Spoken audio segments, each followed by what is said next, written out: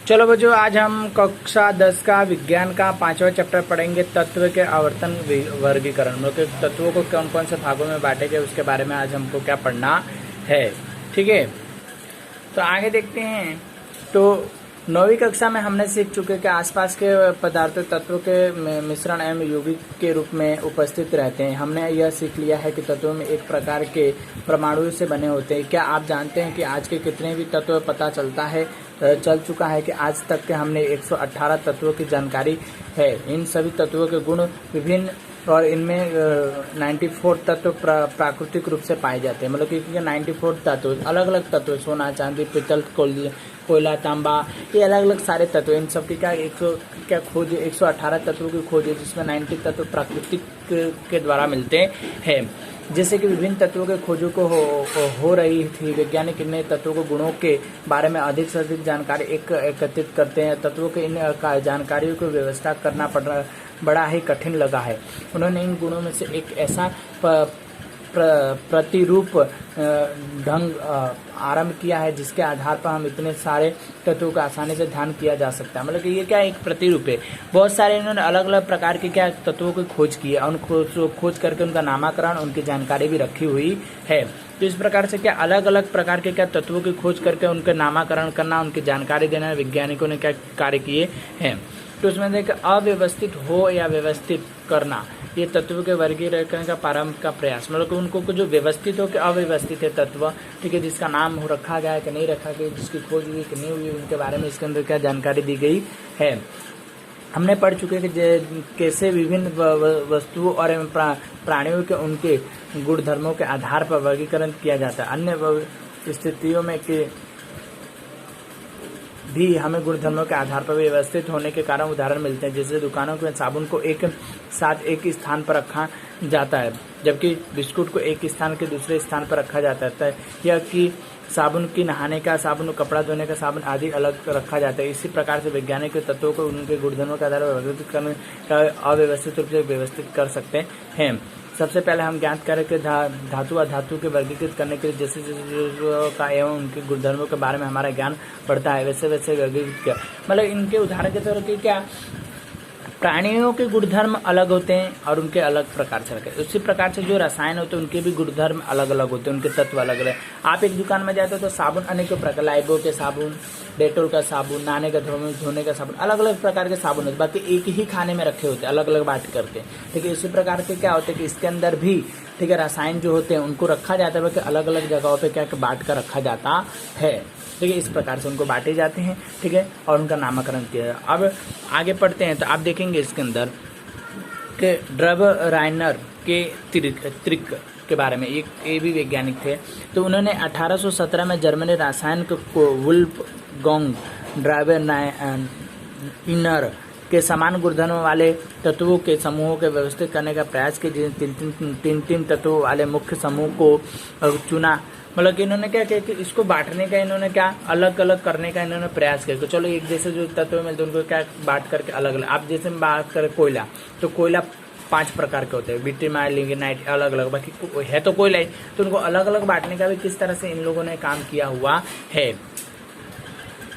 अब चुने हम उनके समूहों के त्रिक कहा जाता है। मतलब चुना होता है, उनके साथ जितने भी समूह होते हैं उसके तिर्यक के रूप में, 3 के रूप में गिनेंगे। डबे राइनर के बताया कि तिर्यक के तीनों तत्वों के परमाणु के द्रव्यमान के आरोहण क्रम के रखने के बीच वाले तत्वों को परमाणु के द्रव्यमान और 2 तत्वों को परमाणु के द्रव्यमान का औसत होता है। मतलब कि क्या होता है, पहले हल्का, फिर थोड़ा भारी, फिर भारी। इनको 3 प्रकार से अलग अलग समूहों में बांटा गया है। उदाहरण स्वरूप लिथेनियम, सोडियम, पोटेशियम वाले जैसे तिर्यक, ये ध्यान में 3 है। ठीक है, उनके द्रव्यमान का होता है 6.9, 23.0, 9. इनके क्या, इनके अनुसार ही रखते, इनके जो परमाणु होते हैं उनके अनुसार, औसत के अनुसार इसको क्या रखा जाता है। तो आप इसके अंदर अगर डायरेक्ट हम चित्र के अंदर देखते हो तो आपको चित्र में इसमें पता चलेगा। 5.1 के अंदर देखो कि समूह ये NPS, ठीक है, NPS रखा गया। ठीक है, सोडियम, लिग्नाइट, सोडियम, ये सब। उसके परमाणु कितना 14, 31, 34 देखो चढ़ते क्रम में। फिर बी में देखो SR, BR 40 बढ़ते हैं। तो इसके क्या, जो उनके जो पहले हल्का हो वो, फिर भारी हो, फिर इस प्रकार से क्या इनके समूहों में, अलग अलग समूहों में क्या इनको बांट करके क्या रखा जाता रहा है। ठीक है, आगे अगर देखते हैं हम तो न्यूलैंडन के अष्टक के सिद्धांत के बारे में पढ़े तो डॉबरेन के प्रयासों के बाद दूसरे रासायनिक शास्त्रों के गुणों के परमाणु के द्रव्यमान के साथ संबंध स्थापित करने के लिए प्रोत्साहित किया। 1866 में अंग्रेजी वैज्ञानिक न्यूलैंड के ज्ञात हुआ कि परमाणु के द्रव्यमान के आरोहण क्रम में व्यवस्थित किया जा सकता है। उनके समय परमाणु द्रव्यमान के हाइड्रो आरंभ किया और उन्होंने 56 तत्वों को थोरो के समाप्त की। और उन्हें मतलब इन्होंने क्या इन्होंने जो ये वैज्ञानिक थे उन्होंने 1856 में जाकर के उनको पता चला कि इसको रसायनों को भी हम क्रम में लाइन से लगा सकते हैं। फिर उन्होंने क्या इसको लाइन से लगाने का काम शुरू किया और 8 तत्वों को इन्होंने क्या पहले तो लाइन में क्या लगा के रखा। ठीक है, अब देखिए तत्वों के गुणधर्मों के समान में उन्होंने तुलना संगीत के अष्टक से ही और इसके लिए उन्होंने अष्टक के सिद्धांत कहा है। इससे न्यूलैंडन अष्टक सिद्धांत के रूप में जाना जाता है। न्यूलैंडन अष्टक के सिद्धांत लिथियम सोडियम और उसके समान के हुआ। सोडियम के लिथियम के बाद अष्टक तत्वों के बेरिक और मैग्नीशियम जैसे अधिकांश समान। इन्होंने क्या कि अष्टक 8 खोज की। ठीक है, उसके बाद फिर जो संगीत है सा रे गा मा पा धा नी सा, ठीक है, जो होते थे उन शब्दों को ऊपर इन्होंने क्या किया कि जो रसायन हमको तत्व मिले थे वो रसायन तत्वों को क्या बांट दिया गया है। इस तरह के उनके क्या नामों पे उन्होंने के अष्टक के नामों पे उसको क्या बांटा गया। उसके अंदर देखो आप देख सकते हैं इसमें क्या आपको बताएगा कि सारे गामा के ऊपर आपको क्या इसके अंदर रखा गया। तो आप देखेंगे सा रे गा मा पा धा नी। ओके, इस तरह से क्या बांटा गया है इस नामों को। अब इसके आगे हम देखें तो इसके अंदर बताए गए हैं कि किस प्रकार से क्या हमको करना है, इनको किस प्रकार से बांटना है। तो उसके अंदर आप देखेंगे तो ऐसे देखा गया कि अष्टक के सिद्धांत को केवल कैल्शियम के लागू होता है अथवा तो क्योंकि कैल्शियम के बाद प्रत्येक अष्टक तत्व गुणधर्मों का तत्व अपने नहीं मिलता, मतलब कि उसमें ये कैल्शियम में मिल सकता है, इसके अलावा और कोई तत्व मिलते नहीं है समानते। ठीक है, न्यूलैंड के कल्पना के लिए प्राकृतिक केवल 56 तत्व विद्यमान में 56 ही मिले थे भविष्य में और नहीं मिलेंगे ऐसा, लेकिन बाद में नए और भी तत्व मिलने लगे। उन्होंने 56 खोज, फिर उसे और कोई तत्व नहीं, इसके बाद और भी तत्व मिले।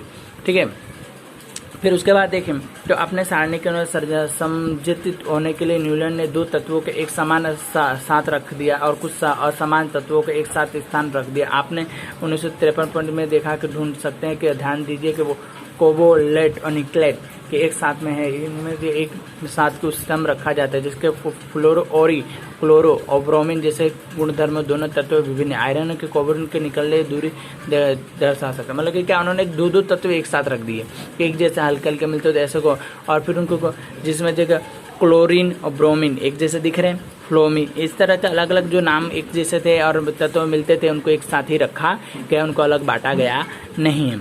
इस पर के न्यूलैंड का अष्टक के सिद्धांत केवल हल्के तत्वों के लिए ठीक से लागू पड़ते थे और नोबल गैस खोजने के पश्चात उन्हें सिद्धांत का प्रस्तुत किया, मतलब उनका अलग अलग प्रकार के सिद्धांत दिए और उसकी अलग अलग क्या खोज की है। ठीक है।